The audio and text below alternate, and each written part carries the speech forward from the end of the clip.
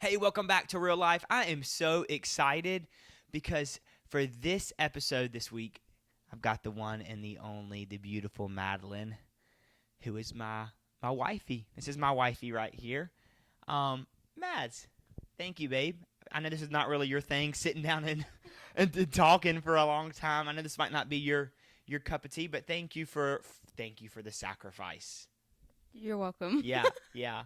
Mads, I'm so excited to have Mads here because I know traditionally that the podcast has kind of taken a topic of like real estate and maybe investing and last week I had Stephanie Anderson on the podcast, and so the whole vision and the whole goal of the podcast was to have different guests from different walks of life. Yeah, sure, we're going to talk about real estate, we're going to talk about the financial side of that, but I also wanted to offer something else of just the connection between friends, between family, between spouses, and just super excited to have you here. And I'm excited to hear what you have to say. I got some fun questions I'm going to ask you, and I'm excited to hear your answers. So tell us a little bit about what you do.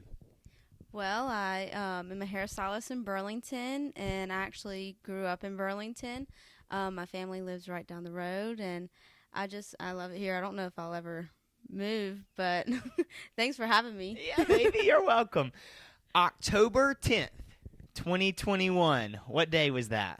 The day we got married. Oh, I know. Do you regret it? No. I know I'm kind of hard to put up with. No. Am I a little crazy?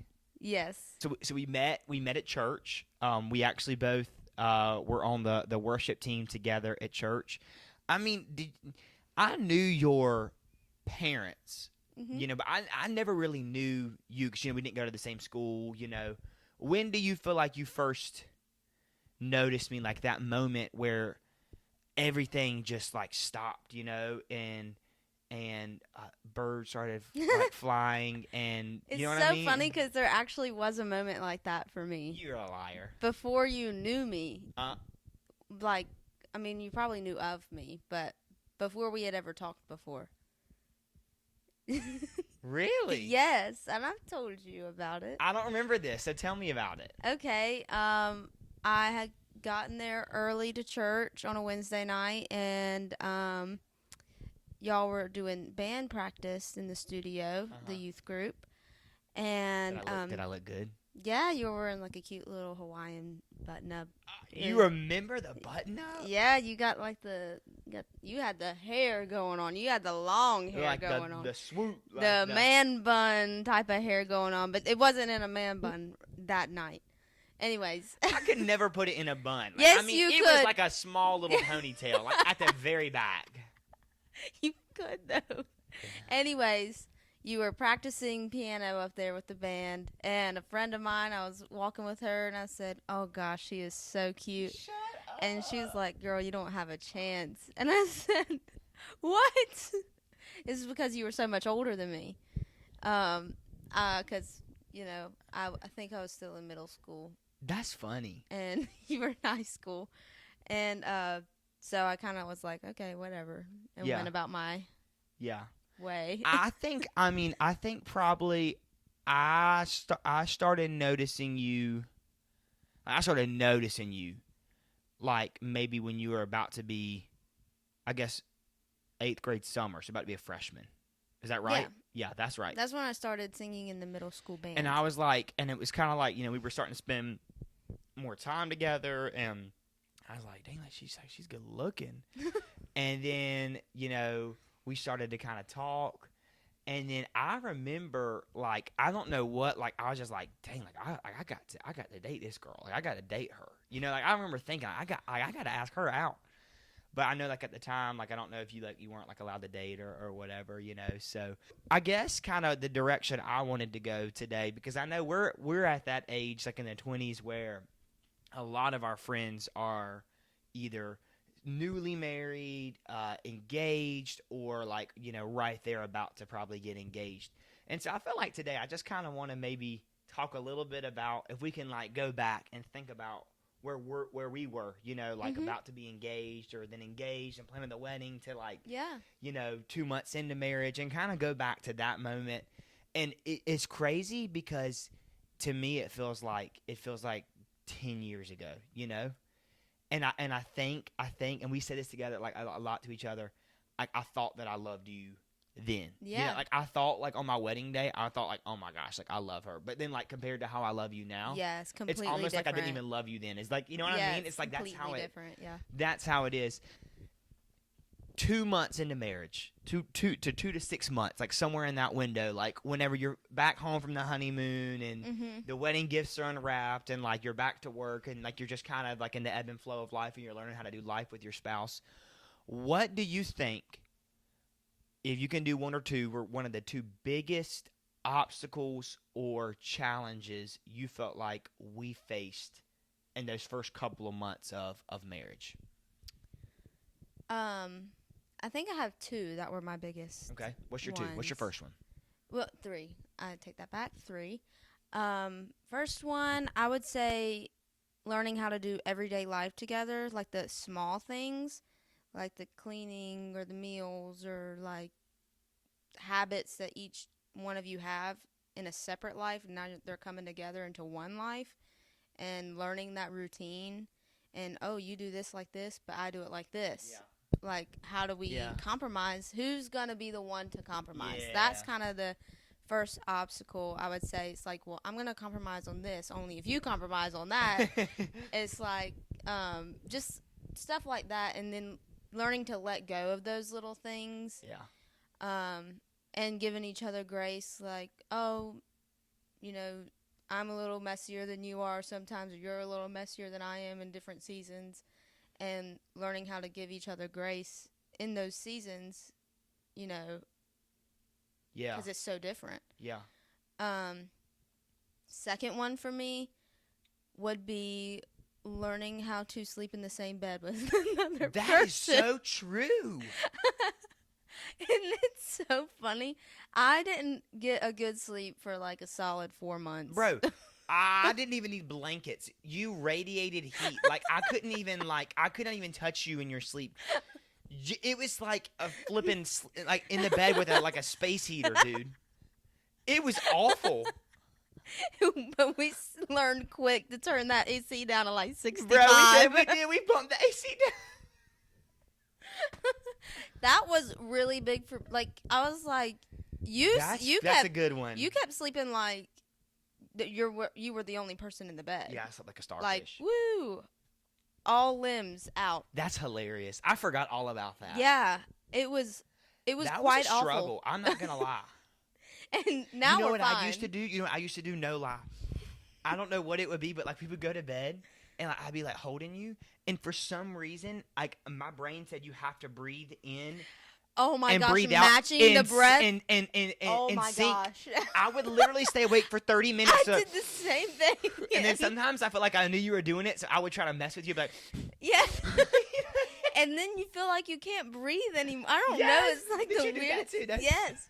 That was honestly, it sounds so silly, but that was a really hard thing for me to overcome. Yeah. As much as I love you and adore you and love sleeping in the same bed with you now, like couldn't sleep without you now. Yes, yeah. But there were some nights in the beginning where I was like, I'm gonna go slip into the guest bed real quick and finally get a good night's sleep. That's so funny, dude. All right, what's your third one? Third one is a big one. Dying to yourself every single day and learning to you're not living for yourself anymore, I guess. And you have to think of another person with every decision that you make. It's kind of like, you know, it's not like even in the little things, okay, where are we going to go get for dinner? Well, I got to think about what he likes too. Or I really want to make this purchase, but I can't just make it now. I have to ask. Oh, yeah, that was tough for me. It's not, you know, single. Just used to doing whatever you want to do, and you don't really have to think about somebody else. Yeah, but you're always, it's like you're dying to yourself in hopes that you're going to benefit the other person every single time. Sure. And better the other person. Yeah. It's just learning how to live completely selfless. Yeah. And that is very I'm still tough. like not there. You know, I feel like I'm still not even. That is a daily thing. Yeah. I think when I go back and think about it, and this is gonna be like a light. This will be like a light bulb for you. We got married October, so 2 months in was Christmas. Yeah. That was so challenging. I felt like it's like, okay, we're married, but we have this family's traditions and this family's traditions, and we both come from families that are very like big and do a lot of things together. That was tough for me. Like figuring out, okay, like I always go to my grandparents on Christmas Eve, and you always go to your grandparents on Christmas Eve, but they're at the same time, and how do we choose, and what do we choose, and what's right and what's wrong, and but I kind of want to go to mine, and you kind of want to go to yours. Remember that? That was very tough. Holidays are tough. Holidays are, especially with us. Everybody's in town, and everybody loves to be so close. So, and it's all at the same times most of the time. Yeah. A lot of times, my second one, like obstacle that I felt like I needed to overcome, and you kind of touched on this. I don't think when we were like engaged, about to be married, I understood the weight of when two become one, and how my decisions, as minuscule as they may be, can affect you. And that was something that I think I learned really quick, because I'm kind of like, you were always so polite, like, hey, I want to do this, or can we do that? And me, I'm kind of like, we're going to let boom, boom, boom. I'm like, I'm moving. You're very independent. And, like, I'm more independent. And so like, I was like making all these decisions, and then you were facing the repercussions of them. And you're like, John, like, okay, you can't like, because I'm like, yeah, we'll be there, we'll do that. We'll go to this dinner, or we'll go here, this meeting, or we'll do that, whatever. And I realized, like, oh my goodness, like everything that I do affects her, and everything that she does affects me. And so I have to make decisions now based on what's best, not just for me, but for both of us. Yep. And that was tough, We're good, like it was good. Like I going back, like it's I would honestly, it's a growth experience. Like it literally betters you as a person. Yes, exactly.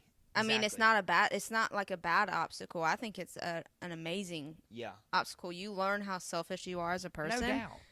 And you don't even realize it. It's just human nature. And then you get married, and you're like, oh my word, I'm thinking about myself more than I'm thinking about anybody else. Yeah. And you're like, okay, I got to work on this. All right, so Mads, let me ask you this. Being married a year and a half, you got to have a few stories, like some funny being married moments, something funny that happened or whatever. Do you have anything like a story or anything like that? Yeah, absolutely. Actually, this one's probably one of my favorites. Oh, my goodness. And it was just about less than a week into marriage. Really? We were on our honeymoon. Oh my! Is this PG? Yes, okay. yes. All right. Okay. Okay, so we were in Mexico, and as some of y'all may know, there's a lot of iguanas. Oh my God. In Mexico. And so we were sitting and having lunch, and it was like an outdoor restaurant. And we had just gotten some drinks, and then we got like some appetizers, and then we may have just gotten our main course. We did. It was our main course. All of a sudden, you're like standing up, and you're screaming, and you're like, "Oh my word!" And I was like, "What in the world?" And then something touched my arm, and I look over, and yes, an iguana. Don't let me exaggerate. No, that's too. That iguana was on our table, trying to eat our food. Probably one of the scariest moments in my life. But you would not think something so big could be so quiet, He was just up there chilling and Joker having some chips and queso with us, and I was like, "What?" And what were you telling that Hispanic guy? Dude, you would go. The waiter came loco, up. it's loco. No, the waiter was saying that I was crazy. He said loco. I'm like, I know, bro. I'm like, you're used to this, But I'm like, they don't got these jokers in North Carolina. I think we left. No, I think we did. It shook me up. No, he chased it away. You're right. He chased it away. I was like, I think I was ready to leave though. I think we left, like, kind of ate kind of quick story. and left. I totally forgot. Yeah. That by far, and I don't know, like, this about me. I am so scared of like snakes and lizards and stuff like little tiny lizards outside will scare me. Yeah. And that was a huge iguana on our table, and it touched my arm. And I still freak out about it. I feel it. I would can put feel it like, tell me if I'm wrong. North Carolina to squirrels is Mexico to iguanas. They were everywhere. They're everywhere. Them jokers are everywhere. I remember the first time I saw one, that like the first day on our trip, and I was like, we gotta go home. Like, we about to We leave, gotta boy. go home. We about to leave. Yeah. All right, let me share. I'll share mine. Okay.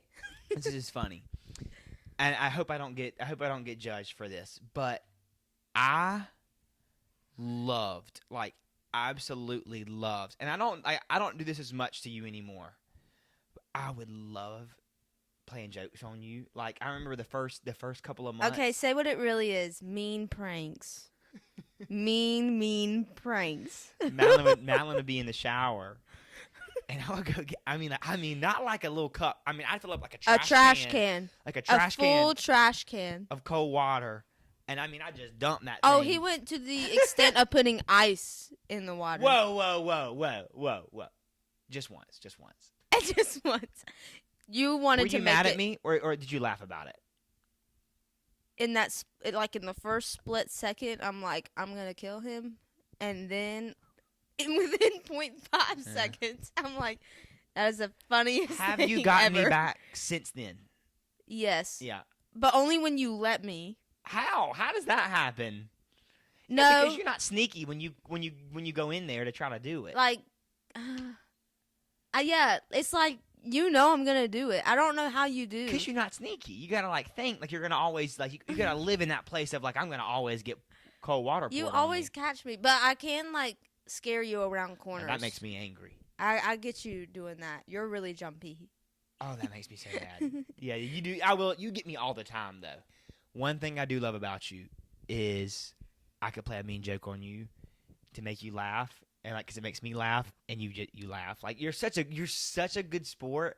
Like my mom says all the time, like, what does she say about you? And she says like, Madelyn, God bless Really, you. it's your brother that's always. I have no idea how you put up with it. I know. Because I mean, you did those pranks on him, and he would get mad. but I know. But it's like I mean, we're just made for each other. Like Yeah. you just get me. You just get me. A couple months ago, we got into a little disagreement, and I was like, okay, I'm just gonna go lay down in the bed for a little bit, and I heard the door open and close, and I was like, where in the world do you think you're going? I was on the run. Yeah, and so I'm watching your location, and I see you went to Dollar General, and I'm like, what is he doing?